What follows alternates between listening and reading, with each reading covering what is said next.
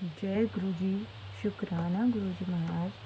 आज हम शिव महापुराण का पंचममा संहिता का 30वां अध्याय पढ़ने जा रहे हैं। जय गुरु जी। शुक्राना गुरु जी।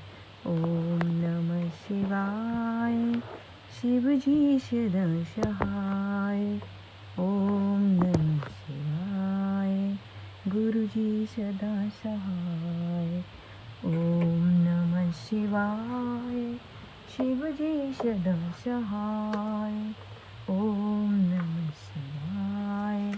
गुरु जी सदा सहाय। जय गुरु जी। शुक्राना गुरु जी। अनंतम अनंतम शुक्राना गुरु जी। आदि सृष्टि का सर्ग विस्तार। सूत जी बोले, इस प्रकार राजा रचना प्रजा कर आप और प्रजापति आयो निज सतरूपा नामक पत्नी को पाया, जो प्रजापति महिमा से महात्मा धर्म से उत्पन्न हुई थी, जिन्होंने 100 वर्ष का कठिन तप करके प्रदीप्त तपस्वी को प्राप्त किया। वे पुरुष थे महाराज मनु, जो स्वयं भो मनु से उत्पन्न हुए थे और जो मनु कहलाए, जिनको 71वां मनु कहा गया। इस प्रकार उन विराट रूप से वीरा शत्रुपा की उत्पत्ति हुई, जिनके वीर कट से प्रियव्रत और उत्तान पाद उत्पन्न हुए। फिर कर्दम मुनि प्रजापति हुए और उनसे काम्या नामक महाभागा उत्पन्न हुई, जिससे काम्या के सम्राट साक्षी, अविट और प्रभु ये तीनों पुत्र उत्पन्न हुए, और धर्म से सुंदर कटे वाली कन्या सुनीति, जिनकी माता है। बालक ध्रुव ने दिव्य 3000 वर्ष तक अविनाशी स्थान की इच्छा से वन में तप किया, जिसके प्रसन्न होकर ब्रह्मा जी ने सप्तऋषियों से आगे अपने ही समान अचल स्थान दिया।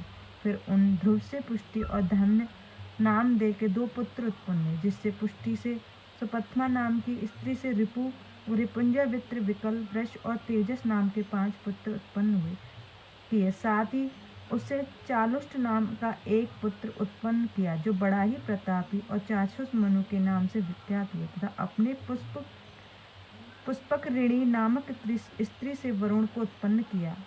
उन्हीं मनु से नडवाला नामक स्त्री से 10 तेजस्वी पुत्र हुए, जिनके नाम पुरु, मास, शतधुम्र, तपस्वी, सत्यवित, कवि, अग्नि, अष्टोम, अतिरात्र, मन्यु, सुयुष ये वैश्य उत्पन्न प्रजापति से उत्पन्न हुए थे, अर्थात इनके पिता चाक्षुष भी वैश्य थे।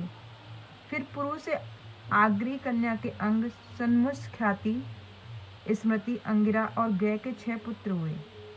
फिर अंग से सुनीता नामक एक स्त्री से वैन नामक पुत्र को उत्पन्न किया, जिसके दुराचार से संतप्त होकर ऋषियों ने अपनी हुंकार से उसे मार दिया, और सुनीता से बहुत प्रार्थना की। तब ज्ञानी मुनियों ने उसके दाहिने हाथ को मत कर पृथु को उत्पन्न किया, जो धनुष और कवच पहने सूर्य के समान तेजस्वी उत्पन्न हुआ, जो विष्णु का अवतार था। धर्म की रक्षा और दुष्टों को दंड देने के लिए उत्पन्न ही हुआ था।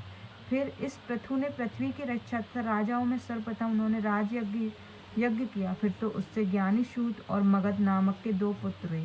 राजा ने सबके हितार्थ इस पृथ्वी का दोहन किया, सैकड़ों यज्ञ कर सबको आजीविका दी। इसके पश्चात उन्हीं पृथु से विजिताश्व, हश्वश्व नामक के 2 और धर्मात्मा बड़े पराक्रमी पुत्र उत्पन्न किए, जिनका नाम पृथ्वी पर विख्यात हो गया। इतने में उधर से खंडनी ने प्राचीन ब्रह्मशी पुत्र को उत्पन्न किया, और जिसके प्राचीन नागरकुशा नाम वाले पुत्र उत्पन्न हुए, जिन्होंने समुद्र की स्त्री से विवाह कर महाप्रभु की पदवी पाई और अत्यंत शोभित हुई। पश्चात प्राचीन महर्षि ब्रह्मर्षि ने समुद्र कन्या के 10 दिव्य पुत्र उत्पन्न किए, जिनके 10 प्राचेतस नामक नाम पड़ा, और उन्हें 10,000 वर्ष समुद्र के जल के शयन कर शिव मंत्र में लीनता प्राप्त हुई, जिनके तप करने से वहाँ बहुत वृक्ष उत्पन्न हो गए, और पृथ्वी की रक्षा न होने से वह क्षय को प्राप्त होने लगी। इससे कुपित होकर उन्होंने सब वृक्षों को जला देना चाहा, और बहुत सा जलाकर भस्म कर दिया। तब वृक्षों के राजा सोम उनके पास जाकर अपनी वरुणवर्णी नामक कन्या को देकर उनका क्रोध शांत किया, जो सोम वश की वृद्धि करने वाली है, जिसकी सृष्टिकर्ता महातेजस्वी ब्रह्मपुत्र विद्वान दक्ष प्रजापति का प्रादुर्भाव हुआ।